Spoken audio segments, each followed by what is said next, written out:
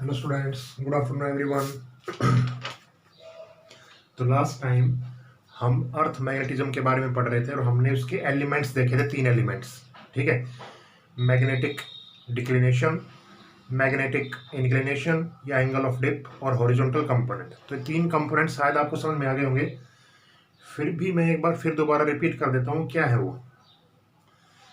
Magnetic declination वो एक horizontal component है। इन चीज़ों का आप याद रखें जो मैं चीज़ बता रहा हूँ। ठीक है, हॉरिजॉन्टल का मतलब वो सिर्फ हॉरिजॉन्टल में घूमेंगे, उसके अगर डिप हम लेंगे तो हॉरिजॉन्टल में घूमेगी। डिप, एंगल ऑफ डिप क्या है? वो सिर्फ वर्टिकल में घूमेगा। ठीक है, हॉरिजॉन्टल में उसका कोई काम नहीं है और डिक्लिनेशन का वर्टिकल में कोई काम नहीं है। ठीक है, तीसरी चीज़ क्या है? Horizontal component. जो हॉरिजॉन्टल कंपोनेंट हम बनाते हैं वो हमें क्या देते हैं? मैग्नीट्यूड, कि उसका मैग्नीट्यूड कितना है। ठीक है, तो आज हम उसी से आगे बढ़ते हैं, लास्ट वाले केस से, हॉरिजॉन्टल कंपोनेंट से। ठीक है, जो आपने किया था लास्ट टाइम, तो उसकी कुछ एक रिजल्ट से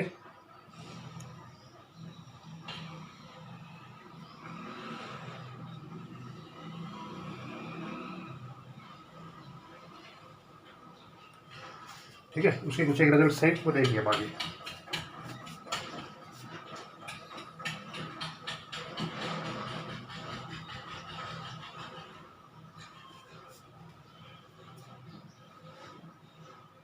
मेजरमेंट ऑफ डिप। ठीक है, एक बार फिर बता देता हूँ आपको। देखो,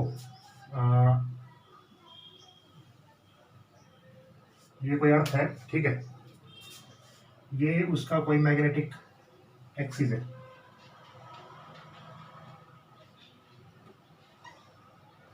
ठीक है, जियोग्राफिक एक्सिस ऐसा होता है, this is geographic axis. Okay, ये बात पता है ना आपको कि कल मैंने आपको बताया था कि इस दोनों के बीच का जो एंगल होगा ना, उसी एंगल को हम क्या कहते हैं?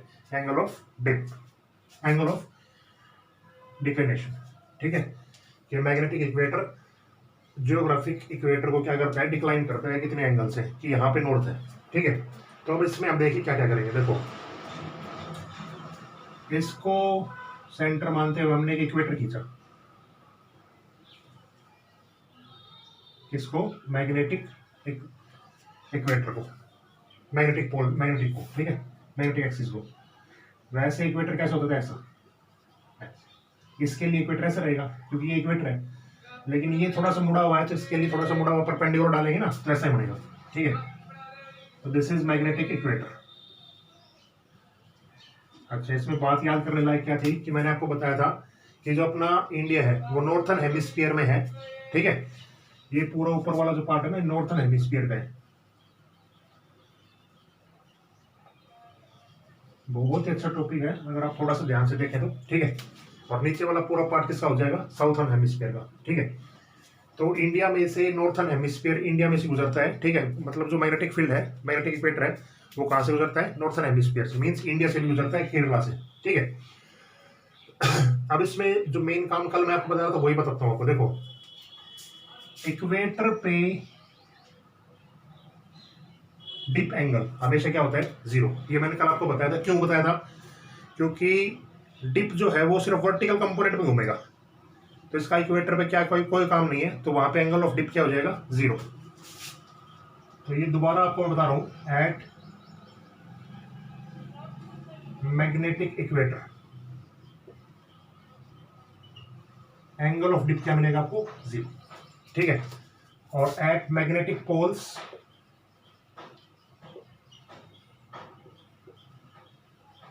एंगल ऑफ डिप आपको क्या मिलेगा? 90 डिग्री। मीन्स एक तो यहाँ पे आपको 90 डिग्री मिलेगा। ठीक है, चाहे आप इस पे मान ले, इस पे मान ले। ठीक है, एक आपको यहाँ पे मिलेगा। ठीक है, ये पोल्स है दोनों। ठीक है, तो नॉर्थ पोल और साउथ पोल दोनों पे आपको क्या मिलेगा? 90 डिग्री। ठीक है, बीच में कैसे रहेगा? ठीक है, यहाँ पे मैग्नेटिक फील्ड लाइंस या एंगल ऑफ डिप है, वो आपको झुका हुआ मिलेगा। ठीक है, और यहाँ पे एंगल ऑफ डिप आपको इंक्लाइंड, दिस इज इंक्लाइंड। इसका ध्यान रखना आप थोड़ा। ठीक है, दिस इज डिप। ठीक है, बस वैसे याद रख लो, कोई दिक्कत नहीं, इस पर क्वेश्चन नहीं आता, लेकिन आपको पता होना चाहिए। दिस इज मैग्नेटिक, यहाँ से इंक्लाइन होते होते होते होते यहाँ पे बिल्कुल सीधा हो जाएगा, इसके पैरेलल हो जाएगा। ठीक है, उसके बाद ये ऐसे घूमता घूमता घूमता यहाँ पे लैंड।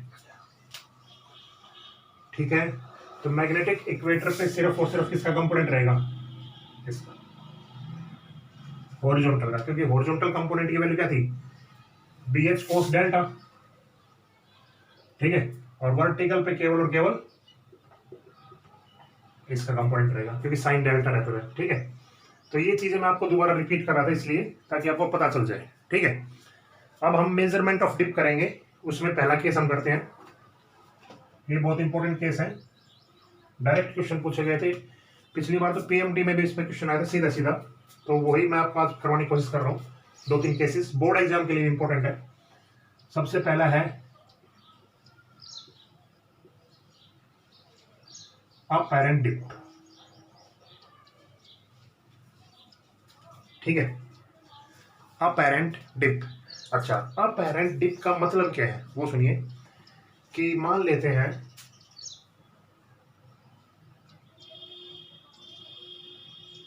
थोड़ा ध्यान से देखना, ये कोई मैग्नेटिक मेरिडियन है जो हमें पता है, ठीक है, इसका एंगल ऑफ डिप आपको पता है कितना होता है, ये एंगल ऑफ डिप बताया था ना मैंने कल आपको, क्योंकि नॉर्थन हेमिस्फीयर में मैग्नेटिक फील्ड कुछ नीचे की तरफ होता है, दिस इज, ठीक है, और ये इसका कंपोनेंट कौन सा था, बी एच, और ये वाला कंपोनेंट कौन सा था, बी बी, इतना काम आपको पता था कल, ठीक है, बी एच और बी बी, ठीक है। अब इसमें मान लेते हैं ये एंगल ऑफ डिप कुछ यहां दिखाई दे रहा है वर्टिकल प्लेन में, ऐसा, और इस एंगल को मैं बोल रहा हूं alpha, this is apparent dip angle जो है वो क्या है, अल्फा। डेल्टा ना होके हम किसी वर्टिकल प्लेन से हम जब देख रहे हैं तो ये एंगल हमें कितना दिख रहा है, अल्फा। इस अपैरेंट डिप की वैल्यू हम कैलकुलेट करना चाहते हैं, तो इसका थोड़ा सा ध्यान देखिए पहले आप देखिए पहले अगर मैं इस हॉरिजॉन्टल कंपोनेंट का इसके साथ कंपोनेंट ब्रेक करूं तो देखिए आप कैसे आएगी, देखो एक बार, ये कुछ ऐसा है, ऐसा ही है, ठीक है, ये बी एच है, इसके साथ एंगल अल्फा है, ठीक है, इसके मैंने 2 कंपोनेंट किए, ठीक है, तो दोनों कंपोनेंट, एक तो ये बन जाएगा बी एच कोस अल्फा, और नीचे वाला कौन सा होगा, B V B H sine. बताइए ये चीज समझ में आई नहीं आपके, 2 कंपोनेंट हमने कर दिए, तो अल्फा वाली साइड तो क्या हुआ, हॉरिजॉन्टल कंपोनेंट कोस अल्फा, और नीचे वाली साइड क्या हो गया, दोबारा साइन अल्फा, ओके। अब इस डायग्राम में दोबारा बताता हूँ, देखो, तो ये वाला कंपोनेंट इसका क्या हो गया, बी एच कोस अल्फा,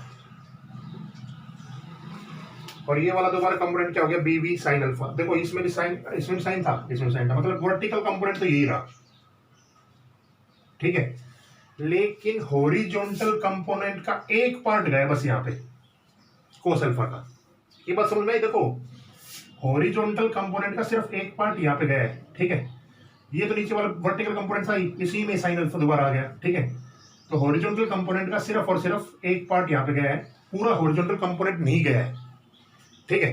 तो इसकी कैलकुलेशन देखिए आप क्या करते हैं, देखो कैलकुलेशन नहीं करनी इसमें, देखो इसमें कल मैंने आपको बताया था tan डेल्टा क्या था, देखो अपनी कॉपी में, बी वी अपॉन में B H,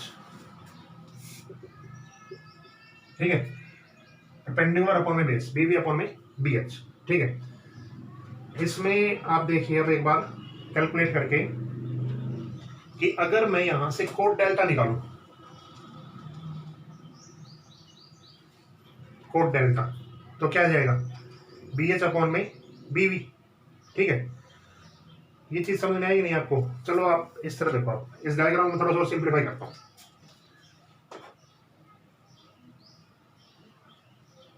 this is B V, ठीक है, and this is B H cos alpha, ये वाला बना रहा हूं बस, ठीक है। अब इसको खत्म कर रही है, हमारा काम का नहीं डेल्टा, ठीक है, और अब इसके लिए पूरा एंगल हमने बना दिया डेल्टा डैश, डेल्टा डैश, क्योंकि हम अपैरेंट डिप देखना चाहते हैं, डेल्टा तो ये था लेकिन हम यहां तक का एंगल देखना चाहते हैं डेल्टा डैश, ठीक है। यहां से आप मुझे एक बार ये बताइए कोट डेल्टा क्या आएगा, कोट डेल्टा डैश क्या आएगा बताइए मुझे, कोट डेल्टा डैश क्या होता है बताइए। बेस अपॉन, इसका उल्टा हो जाएगा ना, बी एच, और ये साथ क्या आ जाएगा कोस अल्फा, और अपॉन में क्या आ जाएगा बी वी।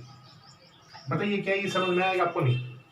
ठीक है, अगर मैं इस पे लिखूं कोट डेल्टा डैश और ये B H upon B V, इसका उल्टा कर दो तो क्या आ जाएगा कोट डेल्टा, थोड़ा सा मैथमेटिकल है, और ये क्या आ जाएगा कोस अल्फा।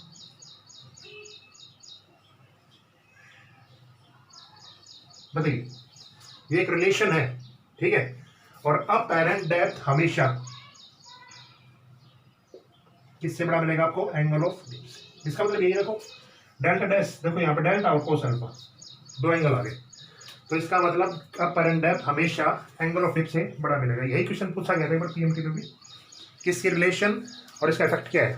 ठीक है, तो क्या ये आपको समझ में आया या नहीं? ठीक है, कुछ नहीं किया, दोबारा सुन लो। हम ये मैग्नेटिक मेरिडियन है जिसका एंगल ऑफ डिप ये है, लेकिन हम किसी वर्टिकल प्लेन में चले गए। वर्टिकल प्लेन में हमने देखा कि एंगल ऑफ डिप हमें ये दिखाई दे रहा है अल्फा, ठीक है। और इस अल्फा को निकालने के लिए हमने यहाँ पे इस पूरे एंगल को डेल्टा डैश मान लिया, जो हम पूरी अपरेंट डेप्थ निकालना चाहते हैं। इस एंगल से आपने दो कंपोनेंट किए, तो बी एच, ये जो हॉरिजॉन्टल कंपोनेंट पूरा बी एच था ना, ये पूरा बी एच ना जाके कितना गया, बी एच कोस अल्फा गया, बस इतना कंपोनेंट जा पाया। क्योंकि एक कंपोनेंट के एक टर्न के दो कंपोनेंट हो सकते हैं, तो एक कंपोनेंट इसका आगे गया बस, बी एच कोस अल्फा, ठीक है। और बी वी के नीचे भी ये था ही, सेम टू सेम यही कंपोनेंट रह गया, ठीक है। तो cos delta dash is equal to B H cos alpha upon में बी वी, ठीक है। B H upon B V को मैं लिख सकता हूँ कोट डेल्टा कोस। तो ये अपने पास एक रिलेशन आ गई। क्या ये रिलेशन समझ में आ गई? तो delta dash is equal, delta dash जो है वो ग्रेटर देन किससे बच गया, डेल्टा से। एक सेकंड रुको, मैं निकाल देता हूँ।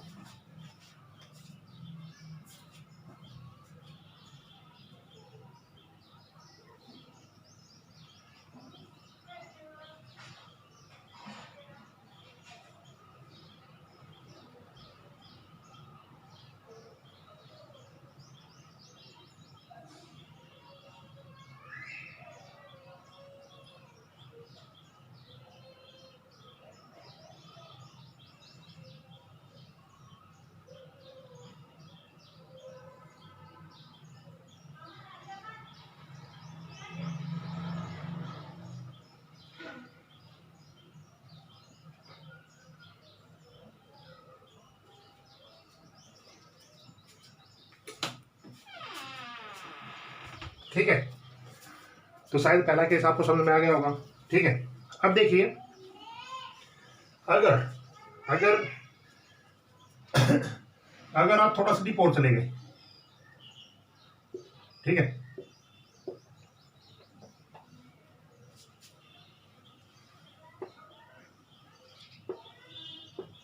इतना काम उतार लिया होगा ना, ये मैं चला चला के देख रहा हूँ, ठीक है, चलता भी है नहीं, ठीक है। तो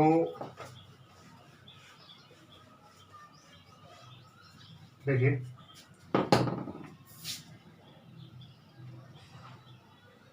अगर मैं यहाँ पे डेल्टा टू चला गया, डेल्टा टू, ठीक है, तो देखिए इक्वेशन क्या बनेगी।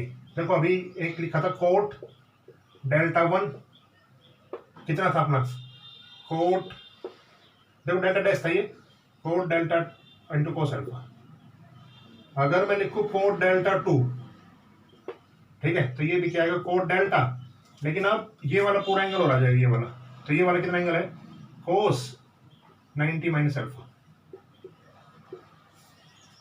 ठीक है। अरे कुछ नहीं किया भाई, देखो समझने की कोशिश करो। देखो पहले में हमने ये डेल्टा डैश निकाला था यहाँ पे, ठीक है, ऐसा, दिस इज डेल्टा डैश। अब की बार हम क्या कर रहे हैं, इसको थोड़ा सा और लेके जा रहे हैं नीचे, डेल्टा ये वन, अब वन मान लिया और अब टू मान लिया, तो ये वाला एंगल कितना बच गया, और ऊपर वाला अल्फा था, तो ये 90 माइनस अल्फा। तो दूसरी इक्वेशन हमने क्या दिया, 90 माइनस अल्फा। ये समझ में आ गया ना, ठीक है। स्केयरिंग एंड एडिंग, ये थोड़ा सा मैथमेटिकल काम कर रहे हैं, ठीक है। स्केयरिंग एडिंग करेंगे तो हम देखो cot square delta one plus cot square delta two is equal to, देखो कोट स्क्वायर डेल्टा। इसको सिंप्लीफाई कर सकते हो आप, देखो this is cos alpha, this is sine alpha, ठीक है। तो इसको आप सिंप्लीफाई करेंगे तो क्या बनेगा आपके पास, साइन अल्फा, इसका स्क्वायर करेंगे, इसका स्क्वायर करेंगे, ऐड करेंगे, ठीक है। तो ऐड करेंगे तो cos square alpha plus sine square alpha, इसकी वैल्यू कितनी हो जाएगी 1। तो ये रिजल्ट अपने पास ही आ गया, ये रिजल्ट डायरेक्ट याद रखना बस, ठीक है। Cot square delta 1 plus cot square delta 2 is equal to cot square delta, ठीक है। ये दो चीज समझ में आई, ठीक है। तो अब अपर एंड डिप का पार्ट पूरा हो गया। एक छोटा सा काम और करेंगे अभी, देखो इसको दोबारा अगर आपको नहीं समझ में आया तो दोबारा वीडियो देखना, फिर आपको समझ में आ जाएगा, ठीक है।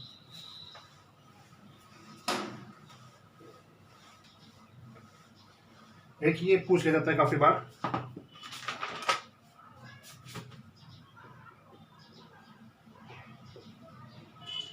Relation between dip and latitude lambda, M लिख लो, मैग्नेटिक लैम्डा। ये लैटिट्यूड वर्ड आपके लिए थोड़ा सा नया है, ठीक है। तो इसकी एक रिलेशन होती है, वो क्या होती है, वो होती है tan delta is equal to 2 tan lambda,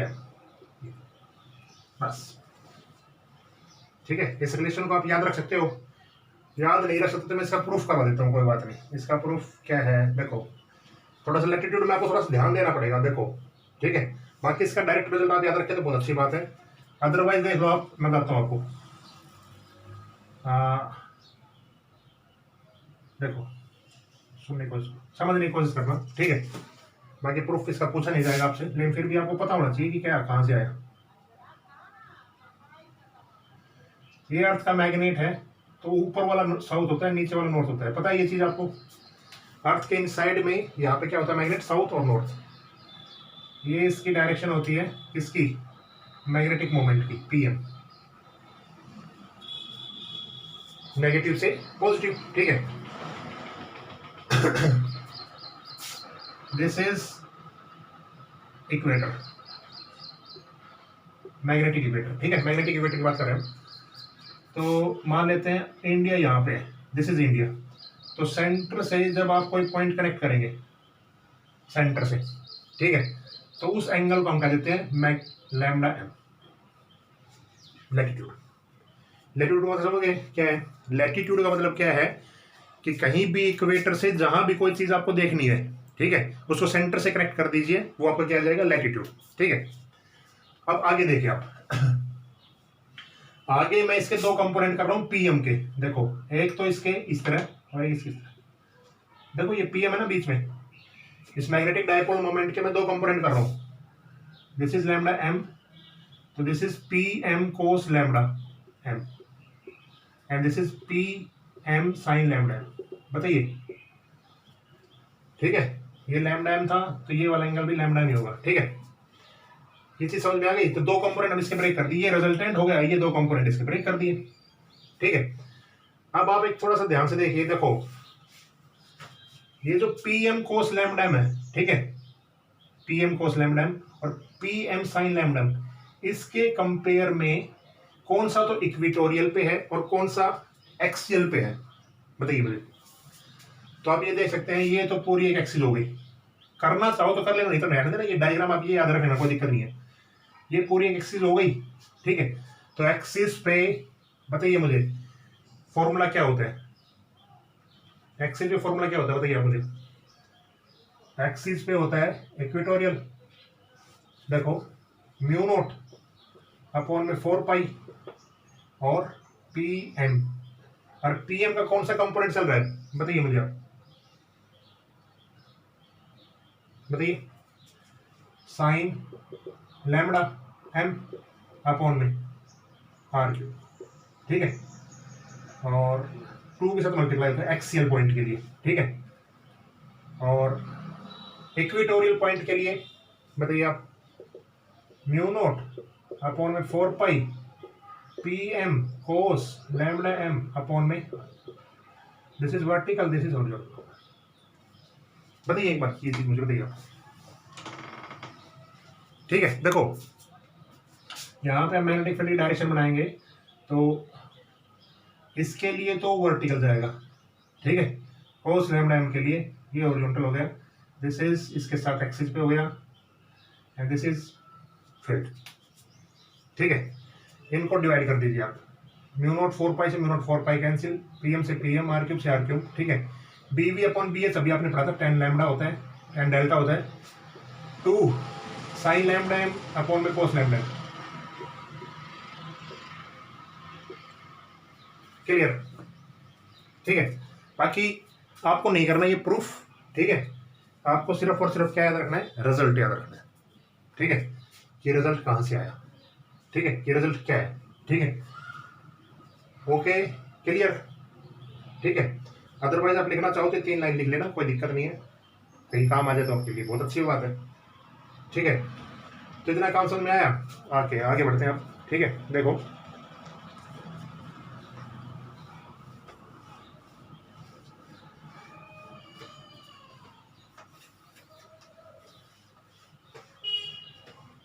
देखिए आगे हम करेंगे मैग्नेटिक मैप्स।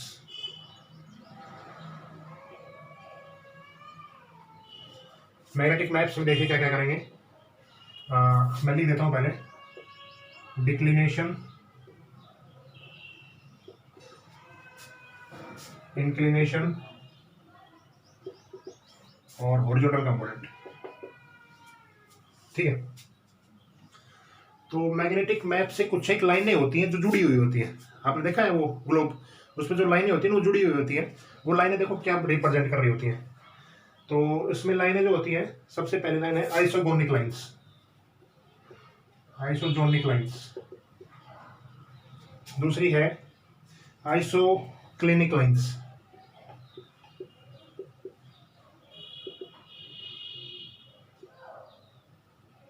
और तीसरी है आइसोडायनामिक लाइंस। आपसे इनके बारे में पूछ लिया जाए तो आपको पता होना चाहिए। ये 3 तरह की लाइन होती है, ठीक है, जो ग्लोब पे हम देखते हैं वो एक दूसरे से कनेक्टेड होती है। वो कनेक्शन का मतलब क्या था, देखो आइसोजोनिक लाइंस उन लाइंस को कहते हैं जिसमें डिक्लिनेशन एंगल सेम हो,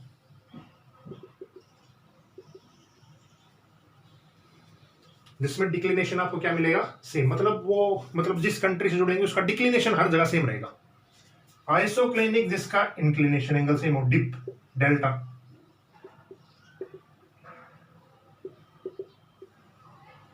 यहां पे थीटा, ठीक है। और आइसोडायनामिक क्या होंगे, जिसमें horizontal component same.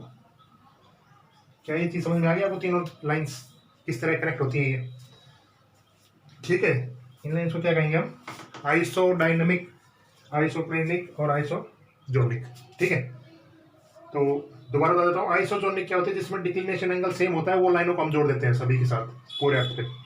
Isoclinic inclination क्या होता है, जिसमें आइसोक्लिनिक क्या होता है, इंक्लिनेशन लाइनस को हम जोड़ देते हैं सभी को एक साथ, जिसका एंगल सेम रहता है हर जगह, ठीक है।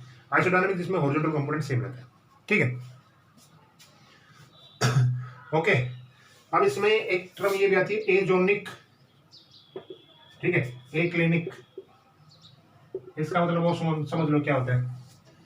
एजोनिक का मतलब होता है जहां पे डिक्लिनेशन एंगल हर जगह 0 डिग्री हो, और ए क्लिनिक वहां होता है जहां पे डिप 0 डिग्री हो, ठीक है। मतलब क्या है, डिक्लिनेशन सेम तो क्या पता 2 डिग्री पे मिले, 3 डिग्री पे मिले, 4 डिग्री पे मिले, भाई किसी देश के लिए 2 डिग्री पे, अगले देश के लिए 2 डिग्री पे, किसी के लिए 0 पे, किसी के 0 पे, तो वो 0 डिग्री पे जहां पे मिलेगा ना उसको हम कहेंगे एजोनिक लाइंस, और एंगल ऑफ डिप जहां 0 डिग्री सेम मिलेगा उसको हम क्या कहेंगे, ए क्लिनिक लाइंस। हॉरिजॉन्टल कंपोनेंट में ऐसा कुछ नहीं होता है, ठीक है, क्योंकि उसका वर्टिकल कंपोनेंट 0 हो जाता है, ठीक है, इसलिए इसको कोई रिप्रेजेंट नहीं। ओके, तो ये आपका हो गया अर्थ मैग्नेटिज्म का पूरा पार्ट कंप्लीट, ठीक है। क्या आप ये समझ गए ये चीज़ें, ठीक है। तो एनसीईआरटी में तो इससे थोड़ा सा कम ही दे रखा था, तो मैंने आपको बहुत सारी चीज़ें बता दी इसमें, ठीक है। और न्यूट्रल पॉइंट आपको मैंने कल बताया था, न्यूट्रल पॉइंट आपको पता है ना क्या होता है, उसको भी लिख लेना थोड़ा सा न्यूट्रल पॉइंट, ताकि पता रहे। ये एक एविडेंस है कि अर्थ का मैग्नेटिक फील्ड होता है, अर्थ के पास अर्थ का खुद का मैग्नेटिक फील्ड होता है। ठीक है, मतलब क्या है, न्यूट्रल जो पॉइंट होता है ना, न्यूट्रल पॉइंट, वो क्या होता है, एक एविडेंस हमें देता है कि अर्थ का मैग्नेटिक फील्ड होता है। ठीक है,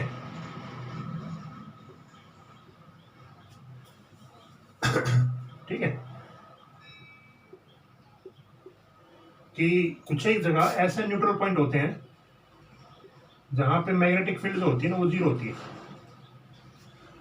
मैग्नेटिक फील्ड बार मैग्नेट, अगर बार मैग्नेट को हम फ्रीली सस्पेंड करें अर्थ पे, तो कुछ एक जगह ऐसी होती है जहां पे मैग्नेटिक फील्ड जीरो हो जाती है। वो क्यों हो जाती है, उसका रीजन हमने फिर यही लगाया कि अर्थ का खुद का ऐसा मैग्नेटिक फील्ड होता है जो इस बार मैग्नेट के मैग्नेटिक फील्ड लाइंस को क्या कर देता है, इंटरसेक्ट करता है, इंटरसेक्ट नहीं, इनको कैंसिल कर देता है, वहां पे magnetic field, net magnetic field क्या हो जाती है, जीरो।